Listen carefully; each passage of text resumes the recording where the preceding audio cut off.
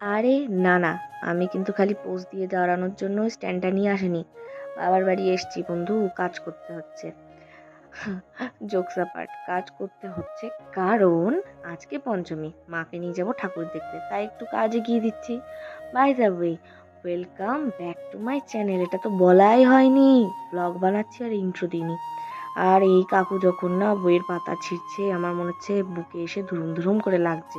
কারণ আমার বাবা কখনো এইসব পুরনো বই খাতা বিক্রি করতে দেয় না, কিন্তু আমি বাধ্য হয়ে করে দিচ্ছি। এত পরিমাণে ইঁদুর হয়েছে আর কেটে কুচি কুচি করছে, তার জন্য আজকে ওই কাকুকে ডেকে বিক্রি করে দিলাম। তারপরে একটুখানি চুল শুকিয়ে নিচ্ছি। আর আমি স্ট্রিক্সের এই কম্বোটা পেয়েছি, মানে ট্রায়াল প্যাক আর কি, সেটা ইউজ করলাম। আর কালকে এসেই তো বাবার আলমারিটা কবজা করেছি, ওখানে পুজোর জামা কাপড়গুলো গেদে গুদে গুজে দিয়েছি। আর আজকে পরেছি আমি এই জামাটা, এই যে আমার ফুল লুক কমপ্লিট।